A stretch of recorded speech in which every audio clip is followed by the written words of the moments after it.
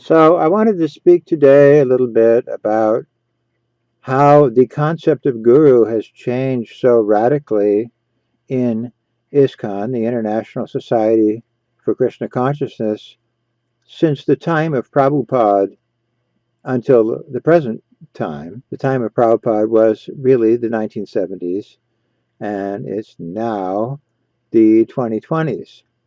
So things have changed quite a bit.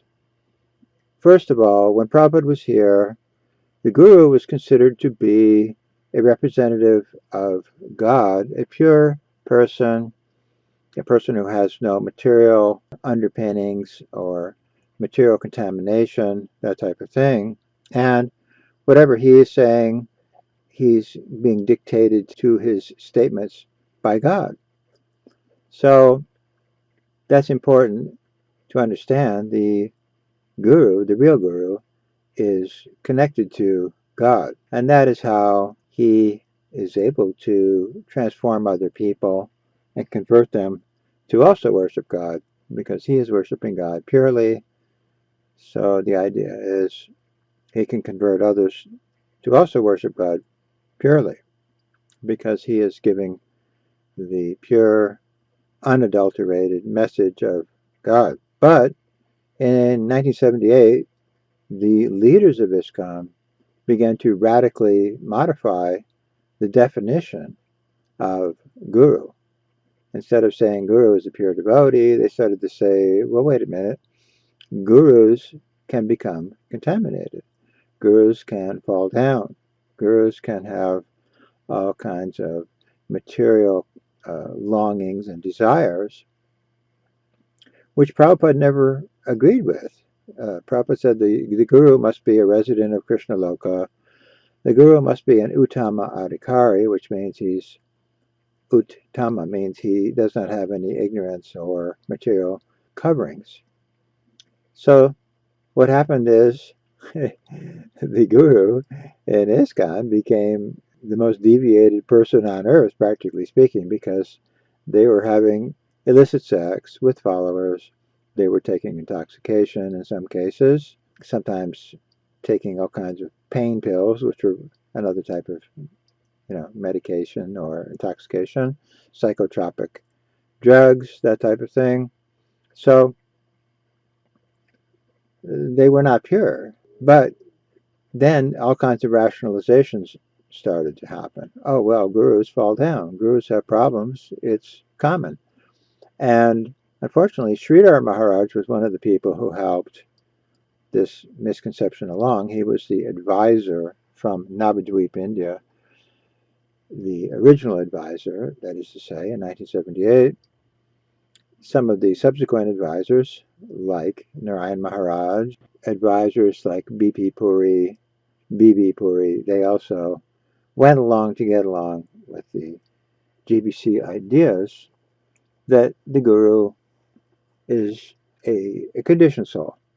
So Prabhupada said, we cannot think of the guru as an ordinary person. This is one of the 10 offenses to the holy name, the chanting of the holy name. If we think that the guru is a mundane man or he's an ordinary man, this is very offensive. In other places, Prabhupada calls this the mad elephant offense, to think that the guru is an ordinary conditioned man. But what happened in ISKCON, the reverse happened. If you started to say that the guru is pure, you would be banned and removed and exiled, and they would call the police on you and have you removed from the property and this type of thing. You couldn't say anymore that the guru must be a pure devotee. This was forbidden.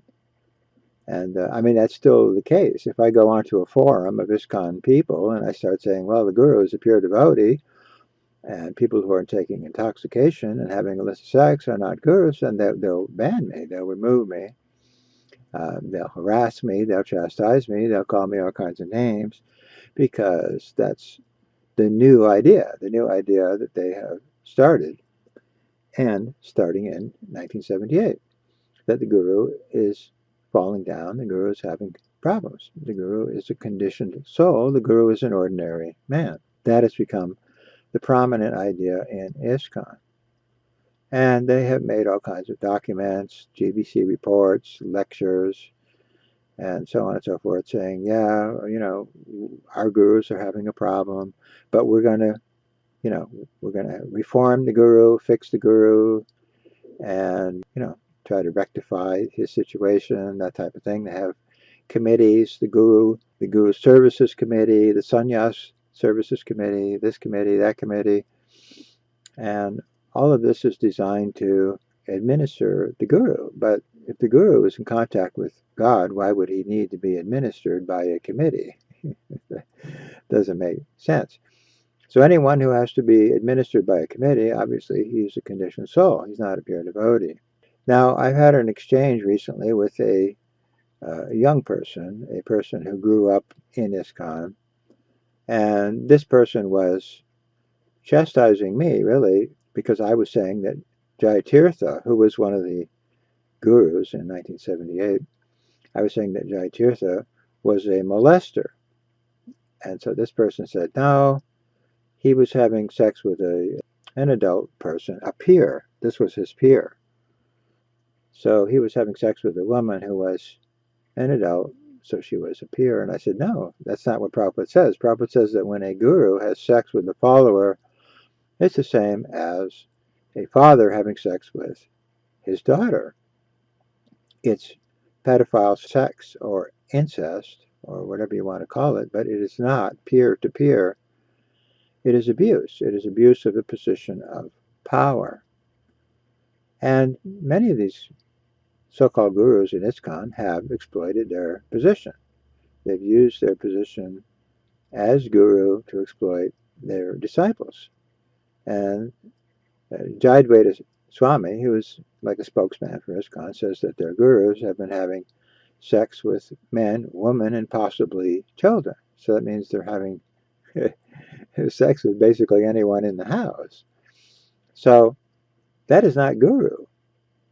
That sounds more like a Roman orgy party or whatever it is, but it is not guru. It is not a pure devotee. It is not a representation of God. But you're not allowed to complain about that in modern day ISKCON. You have to go along to get along with the idea that gurus are deviating, gurus are falling down, gurus are voted in, gurus are voted out, gurus are excommunicated, gurus are censured, monitored, chastised, they're censured, they're suspended.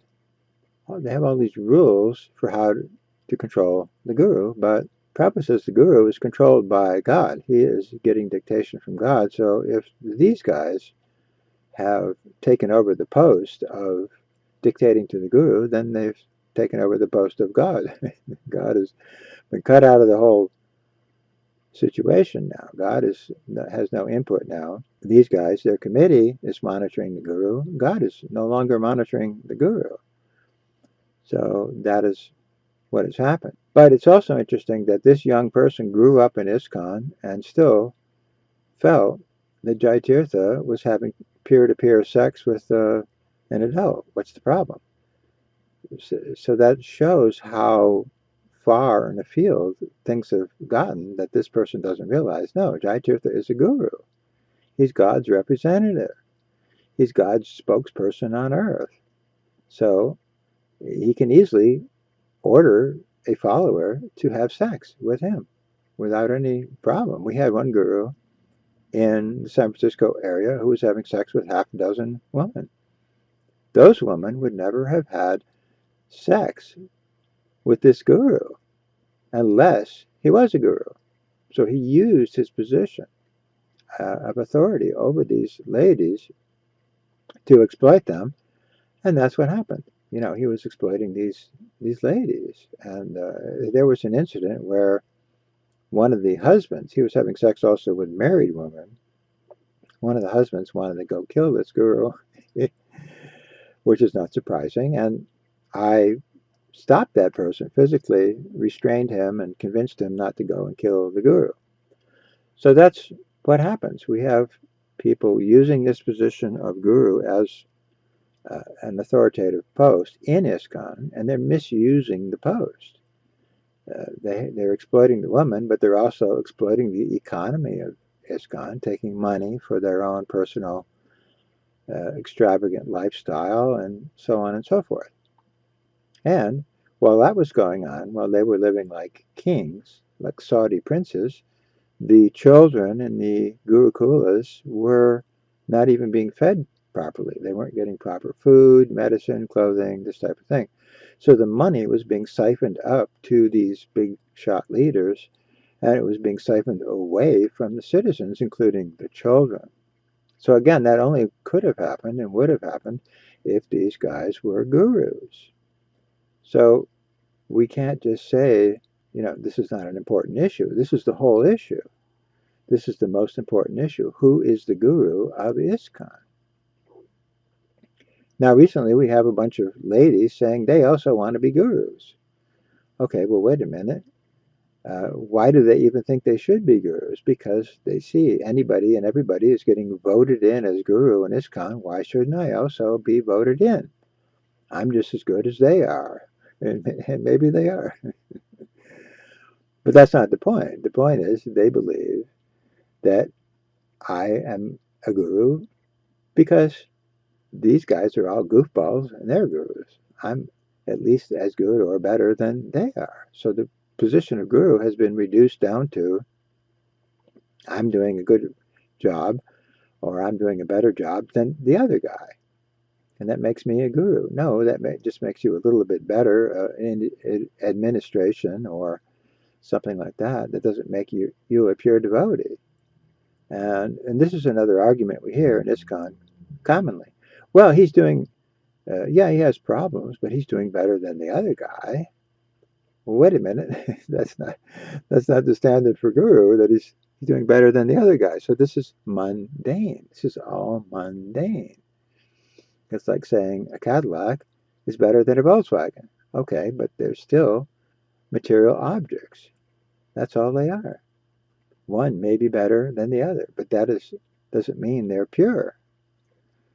So the whole concept of purity has been altered and changed and removed, basically, from ISKCON.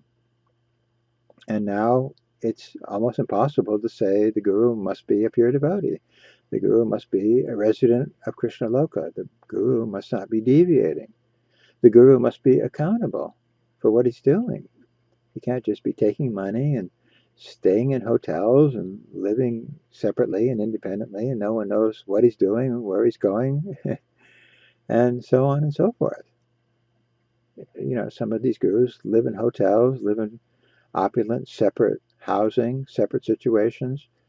We don't know what they're doing, where they're going, if they're associating with women there, or who knows what. We don't know. They should not have a private life like that. Prabhupada said sannyas means no private life. You live in the temple, everybody knows where you are and what you're doing. But now it's become, you're sort of like, a business administrator. You're running a business and you don't have to live where the business is. You can live somewhere else and maybe have a few female servants in the house and all the rest of it. This type of thing has been going on and on and on. But none of this was approved by Prabhupada. He didn't want his sannyasis to be living an opulent, separate, independent life like this. But this would apply in many other areas as well. We see that politicians, they take advantage of the female followers or, their secretary, and so do business people. They take advantage.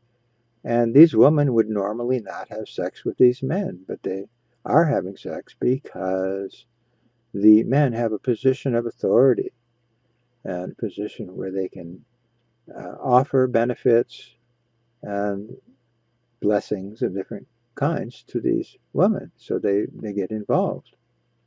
And we hear that some of the male servants of politicians in Washington were having sex with the politicians. So again, same thing. There's this dynamic of a person in a post of authority misusing that post. So that's really gotten out of control in ISKCON because the whole concept of guru has been changed. It's been changed that the guru might be exploiting other people. He might be taking drugs. He might be having all kinds of problems, material desires types of problems. So this has been going on and on and on ever since 1978. The concept of guru has been totally turned on its head, turned upside down, and it no longer represents anything that has to do with the teachings of Prabhupada. Now, I have a friend who has some experience with legal things, and he thinks that ISKCON is committing fraud because to teach people that gurus are falling down, gurus are deviants, gurus are sometimes engaged in illicit sex with men, women, and children, is not what Prabhupada is teaching, and we wouldn't find that idea in any of the articles of incorporation of ISKCON. ISKCON is founded on the principle of promoting pure devotees as acharyas and not promoting deviants as acharyas. And this is what we would find if we would investigate the legal charters of the corporation. So he thinks it's just illegal what they're doing.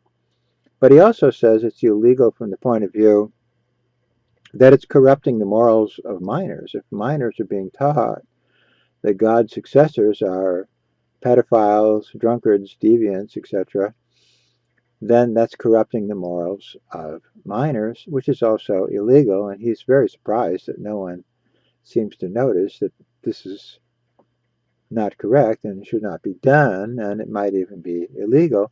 But also it's immoral. It's immoral to teach children that God's successors are deviants. This is, making children think, well, how can God's successors be deviants? That would make God also a deviant. The guru. Prabhupada says the guru is qualitatively the same as God. So if the guru is a deviant, then that would make God a deviant. So it's an attack. It's an attack on God. It's an attack on guru. It's an attack on religion. And it's amazing that it's just gone on and on and on. And like I say, it's amazing that even a child of this movement whose parents were here in the 70s would not have got their child to understand that this is all deviation. That when these gurus are having sex with followers, it is not peer-to-peer situation. It is corruption. It is exploitation, and so on and so forth. It is not anything to do with guru. So even way back in 1980, I stopped in Berkeley, and the police there told me there was Prabhupada, and then there was people who thought they were Prabhupada. So they had the whole thing figured out pretty much, really, that these 11 people were imitating Prabhupada. They weren't actually gurus. And, of course, the police there were making a lot of arrests around the temple because there was a lot of criminal activity going on. So they knew this is not guru, this is not bona fide. And all kinds of other problems were going on in ISKCON around that same time. There was the drug bust at Laguna Beach Temple. Hansaduta's temple and farm were raided by the police. The federal courts sued ISKCON for fraud, systematically defrauding the public. Ramachar resigned and created a big, kind of a scandal with that. Why is Guru resigning? And Bhagavan was living opulently while the people at the farm couldn't get basic necessities. This was creating a scandal. He kicked out a bunch of the Prabhupada disciples, and Harikesh was kicking out disciples. And really, it was just endless. Jai Tirtha was having sex with a follower. He was taking LSD. So by 1980, in other words, we already knew these guys are not gurus.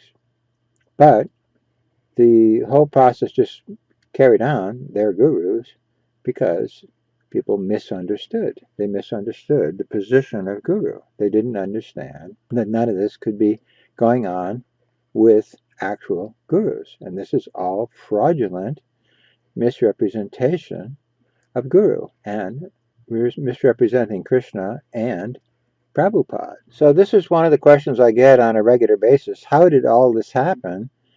And that's basically how this all happened.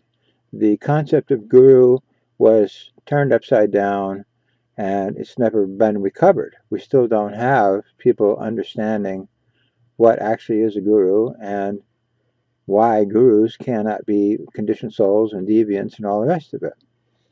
So it's kind of like a runaway train at this point. The only good news is more people are understanding, wait a minute, this is not guru.